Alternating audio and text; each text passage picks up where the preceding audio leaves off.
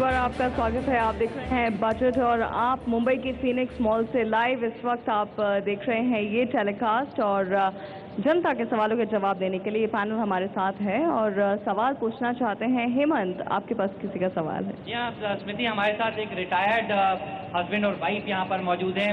Sir, अपना नाम बताइए और अपना सवाल पूछिए। मेरा नाम दामोदर है और मैं हाल ही में रिटायर किया हूँ।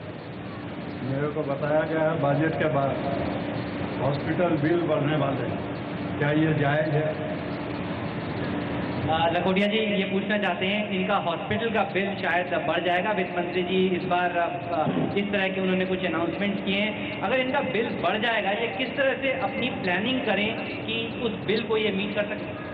ऐसा है, हॉस्पिटल का बिल गारंटेड बढ़ेगा क्योंकि ये 1000 रुपए से महंगे वाले हॉस्पिटल में तो इलाज कराएंगे।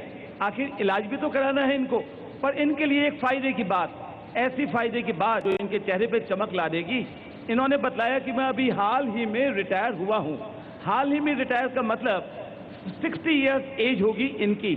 नॉर्मल सर्कमस्टेंसेस में पिछले साल के प्रोविजंस को ध्यान रखें तो 60 इयर्स रिटायरमेंट के बाद भी सीनियर सिटीजन्स के बेनिफिट नहीं मिलते थे। पर इस बजट में फायदा हो गया दामोदर साहब के लिए और बजट के द्वारा दामोदर जी आपके लिए विशेष फायदा। और फायदा यह है 60 उम्र आपकी पर बेनिफिट आपको मिलेगा सीनियर सिटीजन का, अर्थात जो टैक्स बेनिफिट 65 वर्ष वाले व्यक्ति को मिलता था अब तक, वो मिलेगा नेक्स्ट ईयर से आपको। कुल मिलाकर आपके लिए करीब करीब 9000 रुपए की इनकम टैक्स की बचत हो जाएगी। बहुत बड़ा फायदा है। खुश हो जाइए, आपकी धर्मपत्नी आपकी तरफ देख के खुश हो रही है, प्रसन्न हो रही है। उनकी हंसी और प्रसन्नता आपके लिए चिंता का विषय है क्योंकि जो बचत होगी हाथ में उनके पर्स है, पर्स में चले जाएगा। तो अपना प्लानिंग अपने आप करो देख के। लखोटिया जी ये मॉल में भी मौजूद है, तो क्यों नहीं ये अभी शायद शॉपिंग के लिए निकल जाए? बिल्कुल, अभी शॉपिंग कर लें, चलेगा। पर्स हाथ में है इनके और प्रसन्नता भी है।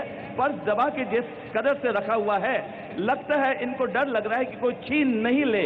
और छीनने वाले और कोई नहीं है, छीनने वाला हमारा इनकम टैक्स है और हमारी है महंगाई।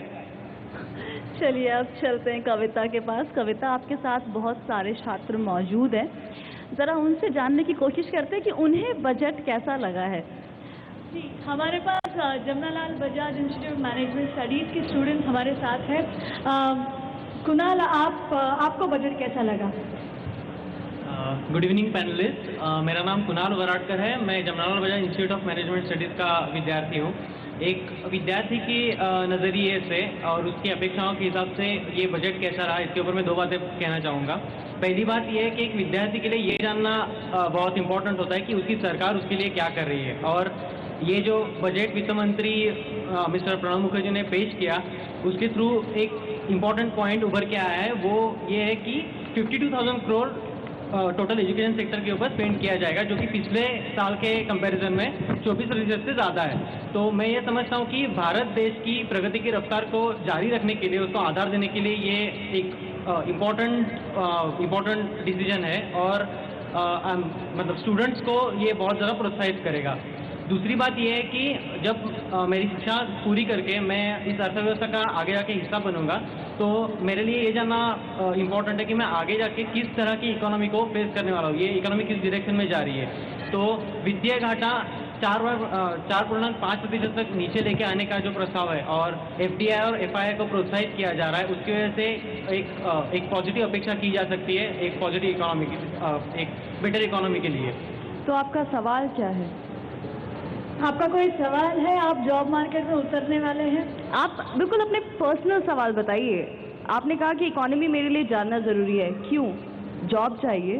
ऑफकोर्स, मतलब एक विद्यार्थी मतलब investment in the education sector करने के बाद ये सोचता है कि आगे जाके उस इन्वेस्टमेंट पे रिटर्न कैसे आएगा उसको। तो ऑफकोर्स जॉब भी एक इम्पोर्टेंट पॉइंट है। तो मैं आपके लिए तो सबसे इम्पोर्टेंट ही जॉब है, इजंट इट?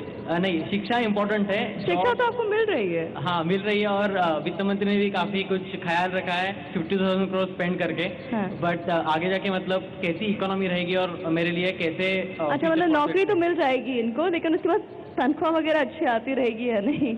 ऐसा है, तनख्वाह तो आएगी तब आएगी, पर आज कुणाल जी के पिताजी के लिए हुई ये समस्या।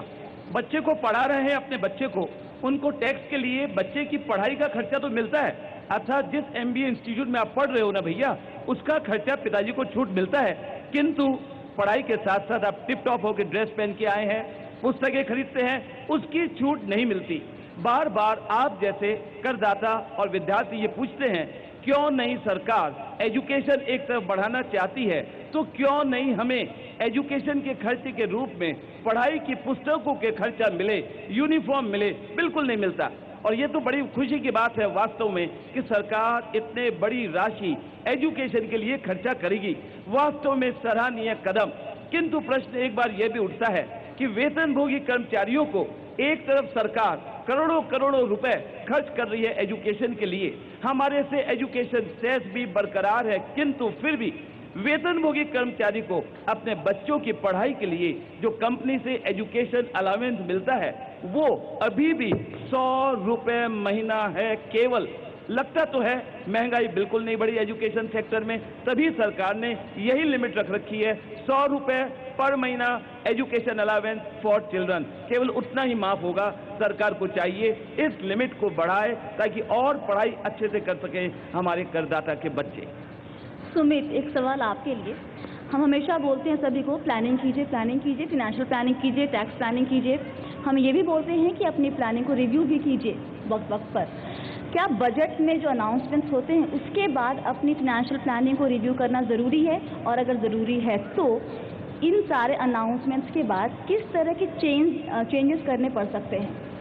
स्वाति, मैं आपके क्वेश्चन का जवाब देता हूँ। मैं उस यंगस्टर को 2 पॉइंट और बोलना चाहूँगा। लखोटिया साहब ने बोला, ये मेरा पर्सपेक्टिव है कि आप एक बहुत लकी जनरेशन है, आप इस टाइम पे पैदा हुए हैं और नौकरी करने के लिए मैदान में आ रहे हैं जब इंडिया की ग्रोथ 8 से 9% है।